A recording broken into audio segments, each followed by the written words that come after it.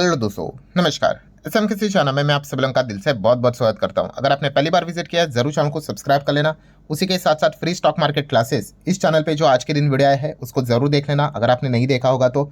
ठीक है, बहुत ही इंपॉर्टेंट वीडियो है। अगर आप शेयर मार्केट में काम करते हो तो बड़े झटके के लिए कभी ना कभी आपको यहाँ पे बहुत बड़ा लॉस यहाँ पे होने वाला है, उसके लिए आपने तैयार यहाँ पे रहना है। ये वीडियो जरूर देख लेना, लिंक मैंने ऊपर आई बटन पे यहाँ पे दी है। एंड लगे हाथ let's learn stock market and finance इस चैनल को भी फॉलो करना। कल सुबह इस चैनल पे जो वीडियो आने वाला है उसको भी गलती से भी मिस नहीं करना है। सभी चैनल के लिंक्स आपको नीचे डिस्क्रिप्शन में भी मिल जाएंगे। सो चलिए दोस्तों, फिलहाल तो इस वीडियो को स्टार्ट कर लेते हैं। सो ठीक है दोस्तों, अभी हम लोग आ चुके हैं बिल्कुल हमारे नॉर्मल स्क्रीन के ऊपर। पूरा इंटरनेट, पूरी मीडिया की अगर हम लोग बात कर ले, एक ही चीज़ से यहाँ पे घिरी हुई है, वह है डोनाल्ड ट्रंप। यस, ट्रंप की अगर बात करें दोस्तों तो आपको याद है इसके पहले ट्रंप ने जो चीज़ें स्टार्ट की थी वो टैरिफ की चीज़ें यहाँ पे स्टार्ट की थी। एंड बाद में क्या हो गया दोस्तों, यस, टैरिफ को लेकर हम लोगों को बाद में एक लिस्ट यहाँ पे सामने आ गई कि भाई इन चीज़ों के ऊपर टैरिफ एप्लीकेबल यहाँ पे नहीं होगा। यस, इसी को हम लोग क्या बोलते हैं, एग्जेम्पशन लिस्ट बोलते हैं कि ये चीज़ें अगर अमेरिका में अगर कोई एक्सपोर्ट करता है उनके ऊपर हम कोई एडिशनल टैरिफ नहीं लगाएंगे, कोई टैक्स लगाएंगे। ठीक है, ये लिस्ट उन्होंने यहाँ पे जारी की थी।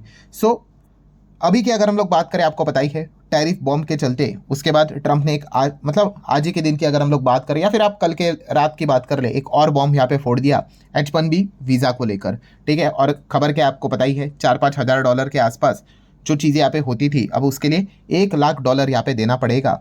ठीक है, एंड जैसे ही खबर यहाँ पे सामने आ चुकी है, अफरा तफरी मचते हुए देखने को मिल चुके हैं। नो डाउट अभी भी बहुत सारी क्लैरिटी आना बाकी है। ठीक है, धीमे धीमे करके और ज़्यादा क्लैरिटी यहाँ पे मिलेगी। बट यस, इसी चीज़ को लेकर दोस्तों अब एग्जेम्पशन लिस्ट भी सामने आ रही है। ठीक है, क्योंकि कोई भी नया नियम कानून कायदा जब आ जाता है सामने तो ऐसा नहीं कि वो सबके ऊपर सबके ऊपर एप्लीकेबल नहीं होता है। वहाँ पे कुछ कंडीशंस भी होते हैं। अच्छा, इनको माफ़ किया जाएगा, इनको छोड़ दिया जाएगा, उसी को बोला जाता है exemption list. Just like tariff पे भी हम सभी लोगों ने यहाँ पे देखा था। अगर मैं आपको बता दूं, इंडिया से अगर कोई सामान अमेरिका में जाता है तो इसके ऊपर आज कितना टैरिफ लगता है, मोटा मोटी 50%।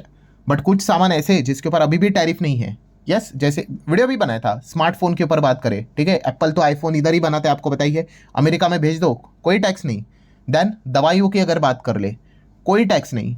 ठीक है, ऐसे बहुत सारा हम लोगों को लंबा लिस्ट देखने को यहाँ पे मिल जाता है जहाँ पे ट्रंप ने क्या किया, कोई टैरिफ नहीं लगाया। पेट्रोलियम प्रोडक्ट्स की अगर हम लोग बात कर ले, ठीक है, रशिया बोलता रहता है, बट जब हमसे ही अगर यहाँ पे उनको पेट्रोलियम गैसोलीन जैसी चीज़ खरीदना होती है, कोई टैरिफ नहीं, एग्जम्पशन लिस्ट में डाल के रखा हुआ है।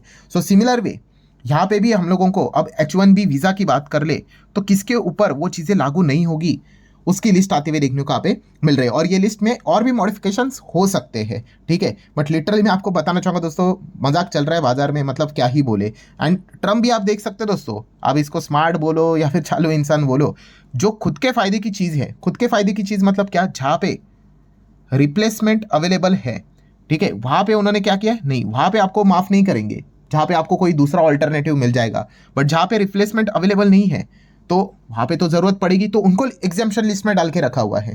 ठीक है, सेम चीज़ टैरिफ में की थी वैसी चीज़ उन्होंने यहाँ पे भी करके रखी हुई है। ठीक है, तो वही चीज़ अब मैं आप लोगों के सामने यहाँ पे रखना चाहूँगा। तो स्टार्ट करते दोस्तों। सबसे पहले आप यहाँ पे देख सकते हैं बहुत सारे डाउट्स भी आते हैं तो वो भी क्लियर हो जाएंगे। सबसे पहले जो करंटली H1B वीज़ा होल्डर है इनसाइड अमेरिका, भाई वो क्या करेंगे।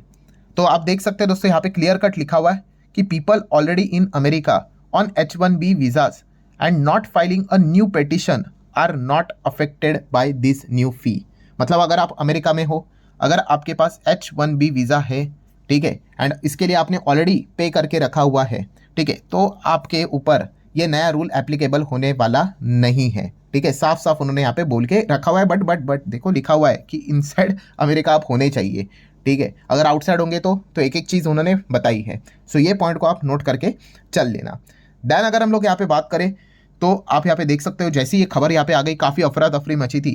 तो जो H1B वीज़ा होल्डर्स है, क्या वो with in America he travel कर सकते हैं कि नहीं, पहले तो बहुत ज़्यादा मतलब डाउटफुल सिचुएशन थी ना। तो यस, उन्होंने बता दिया कि हाँ भाई, अगर आपके पास H1B वीज़ा है आप इनसाइड अमेरिका बिंदास ट्रैवल कर सकते हो, आपके ऊपर कोई भी यहाँ पे फ़ी एक्स्ट्रा यहाँ पे नहीं लगेगी। मतलब वही $1 लाख आपको कोई देने की ज़रूरत है नहीं। ठीक है, नेक्स्ट अगर हम लोग यहाँ पे बात करेंगे दोस्तों तो यस, यहाँ पे ये एक इंपॉर्टेंट चीज़ उन्होंने डाल के रखी हुई है। ठीक है, सर्टन नेशनल इंटरेस्ट एक्सेप्शन, मतलब कुछ काम ऐसे हैं, ठीक है, कुछ वर्कर ऐसे हैं, उनके काम ऐसे हैं जो देश के इंटरेस्ट नेशनल इंटरेस्ट से जुड़े हुए हैं उनको हम लोग एग्जेम्पशन लिस्ट में डाल रहे हैं। ठीक है, मतलब एक ऐसी व्यक्ति ऐसे काम जो यहाँ पे कर रही है जो अमेरिका के हित के लिए काफ़ी फायदेमंद है, उनके ऊपर हम लोग यहाँ पे क्या करेंगे, ये 1 लाख रुपया डॉलर की जो फ़ी है उसको उनसे हम लोग नहीं लेंगे। ठीक है, ये एक पॉइंट उन्होंने फिलहाल तो यहाँ पे बताया हुआ है। ठीक है, नेक्स्ट अगर हम लोग यहाँ पे आगे बढ़ेंगे तो आप यहाँ पे चेक कर सकते हो सिक्योरिटी एंड वेलफेयर कंसिडरेशन। ठीक है, ये वाला जो पॉइंट बोला है ना दोस्तों, काफ़ी मतलब ये पढ़कर के भी गुस्सा आता है कि क्या आप उनकी लैंग्वेज देख लो कि किस प्रकार से वो बातें यहाँ पे कर रहे हैं। क्या बोला है देखो, एक्सेप्शन कैन बी गिवन, देंगे भाई, क्या आपको यहाँ पे फीस देने की जरूरत नहीं है, बट इफ डाला, if the worker does not pose threat to US security और वेलफेयर। वाह, मतलब क्या भाषा का इस्तेमाल है देखो, कि हम आपके ऊपर फीस यहाँ पे नहीं लेंगे अगर वो व्यक्ति जो हमारे देश में आ रहा है वो देश के सिक्योरिटी के लिए घातक नहीं है। तो मतलब ये जो आईटी वाले जो जा रहे थे मैक्सिमम वही रहते ना, तो क्या ये देश के लिए घातक है? सो आप देख सकते हो दोस्तों, इसी प्रकार की भाषा यहाँ पे लिखी हुई है कि एग्जेम्पशन देंगे if worker does not pose the threat to the US security और वेलफेयर। और उन्होंने यही हवाला देकर तो ही ये चीज़ की है कि $1 लाख हम लोग फीस ये इसीलिए कह रहे हैं क्योंकि ये नेशनल सिक्योरिटी का मामला है। ठीक है, क्योंकि वो मामला जब कोर्ट में तो जाएंगे जाएंगे, आप सभी लोगों को पता ही है, तो कोर्ट में इन चीज़ों को टिकाने के लिए। सो आप देख सकते हो मतलब यहाँ से जो लोग जा रहे हैं भाई वो उनके देश के लिए घातक है, ऐसी चीज़ें हम लोग को देखने को मिल रही है। उसका मीनिंग तो यही निकालना पड़ेगा। नेक्स्ट अगर बात करें देन दोस्तों smart move, health care and engineering speciality worker, ये भी परेशान देखने को मिल रहे थे, तो उनके लिए राहत की खबर है दोस्तों। जो लोग workers in health care and engineering industry, इनको एग्जेम्पशन दे रहे हैं दोस्तों, उनको फीस देने की जरूरत नहीं है, एग्जेम्पशन लिस्ट में डाल रहे हैं। ठीक है, हेल्थ केयर आप देख रहे हो ना, ये फार्मा बिरमा हेल्थ केयर में काम करने वाले हैं, ठीक है, उनको यहाँ पे माफ कर रहे हैं। आप H1B वीज़ा लेकर आ सकते, कोई $1 लाख देने की जरूरत नहीं। जो पुराना स्ट्रक्चर है ना, $2-3 हज़ार जो नॉर्मली रखता है उसी में आ जाओ। ठीक है, बट किन के लिए देखो, health care and engineering space में। ठीक है, अभी इसमें क्या और ऐड हो सकता है, लेट्स सी, हो सकता है कि नहीं, फिलहाल तो इनका नाम सामने आ रहा है। नेक्स्ट अगर हम लोग आगे यहाँ पे बढ़ेंगे दोस्तों, तो यहाँ पे लिखा हुआ है कि employers with the proven payment. ठीक है, प्रूवन पेमेंट मतलब क्या, कि अगर कंपनी का कोई एम्प्लॉय यहाँ पे बाहर है, देश से बाहर है, आउटसाइड अमेरिका है, ठीक है, बट फिर भी वो कंपनी के लिए काफ़ी इंपॉर्टेंट व्यक्ति है, इसके लिए जो एम्प्लॉयर है मतलब कंपनी फी देने के लिए रेडी है और उन्होंने ऑलरेडी फी पे करके रखी हुई है। ठीक है, फी पे करके रखी हुई तो एंट्री तो मिल ही जाएगी, कौन सा बड़ा इसमें रॉकेट साइंस है। तो ये एक पॉइंट भी उन्होंने बोल के रखा हुआ है। देन गोल्ड कार्ड वीज़ा जो हाल ही में ही उन्होंने लाया था, आप सभी लोगों को पता है, उसमें तो इतना पैसा लिया है तो उसमें क्या ही बोलने का। नेक्स्ट अगर हम लोग बात करें, यस, कि अगर कोई व्यक्ति staying outside America for more than 12 months, yes, ये एक बहुत इंपॉर्टेंट चीज़ है।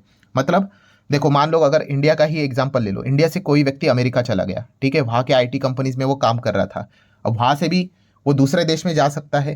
ठीक है, अगर वो दूसरे देश में गया है एंड वहाँ पे मतलब वो आउटसाइड अमेरिका 12 महीने से ज़्यादा अगर रहा है, ठीक है, सो उनके ऊपर हम यहाँ पे कह सकते हैं बहुत बड़ी दिक्कत यहाँ पे आ सकती है, क्योंकि उन्होंने बताया कि अगर वापस आपको अमेरिका में अगर री एंट्री मारनी है तो आपको यहाँ पे क्या करना पड़ेगा। उन्होंने डेट दी है, आप देख सकते हैं, री एंट्री बिफोर द 21 सितंबर 2025।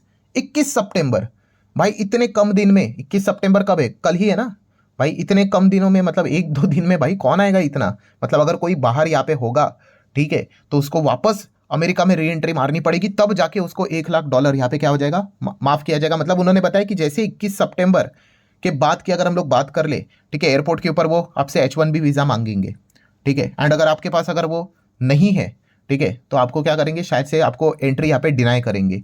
सो ये वाला जो मुद्दा है दोस्तों, इससे काफ़ी ज़्यादा हम लोग को बवाल मचते हुए देखने को मिलेगा। मतलब अगर किसी को ये अवॉइड करना है तो कंपनीज अभी क्या करेंगे, अपने लोगों को फ़ोन करके बोलेंगी जो बाहर गए हुए हैं, कि उनको बोलेंगे भाई कि बिफोर दिस डेट, मतलब 21 सितंबर 2025, बिफोर दिस डेट एंटर कर लो, तभी जाके ये अवॉइड हो जाएगा। वरना यहाँ पे क्या हो जाएगा, फीस यहाँ पे देनी पड़ सकती है। ठीक है, और ये बर्डन किसके ऊपर आएगा, कंपनी के ऊपर ही आएगा। एंड अगर कंपनी देगी नहीं देगी, काफ़ी डिस्प्यूट होने वाला है इस पॉइंट को लेकर। ठीक है, सो ये एक चीज़ हम लोग को देखने को यहाँ पे मिल रहा है। मतलब एग्जाम्पशन लिस्ट में उन्होंने क्या डाला है कि बिफोर 21 सितंबर 2025 यहाँ पे पहुँच जाओ तो कोई दिक्कत की बात नहीं है, एंड आफ्टर होंगे तो भाई फिर दिक्कत ही यहाँ पे हो जाएगी। तो ये एक चीज़ हम लोग को देखने को यहाँ पे मिल रही है।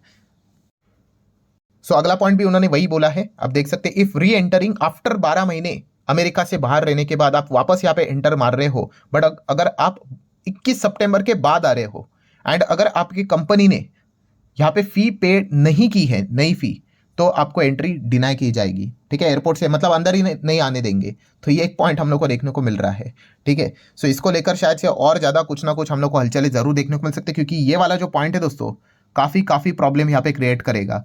लेट्स सी आगे क्या होता है, बट फिलहाल अभी तक तो ये लिस्ट हम लोग को देखने को मिल चुकी है। बट इतना मैं अगेन कहना चाहूँगा, लिटरली ट्रंप ने यहाँ पे मतलब क्या ही बोले, मजाक बना के यहाँ पे रखा हुआ है, ठीक है। जब से वो आए हैं तब से यही चीज़ें देखने को मिल रही है। आगे और क्या देखने को मिलेगा क्या ही पता है, अगला उनका टारगेट क्या होगा पता नहीं। एंड शायद से ऐसा लग रहा है कि वो ये भी एक चीज़ ज़रूर करेंगे कि इस लिस्ट में अगर आपको आना है तो अगेन हमारे साथ यहाँ पे क्या करो, डील कर लो, ठीक है। ये तो बिजनेसमैन है, ये बोलेंगे हमारे ये खरीद लो वो खरीद लो, या फिर हमारे बिजनेस लोगों को आपके एरिया में एंटर करने दे दो। तो ये भी चीज़ यहाँ पे होने वाली है। और आपको पता ही है कि अगले 3 महीने में वापस इंडिया यहाँ पे, अगले हफ्ते की अगर बात करें, पीयूष गोयल जी भी अमेरिका जाने वाले ट्रेड टॉक को लेकर, तो वहाँ पे वो कंडीशन सामने रखेंगे। वो बोलेंगे कि हम आपको एग्जेम्पशन लिस्ट में डालेंगे, बट हमारी भी ये कंडीशन है करके।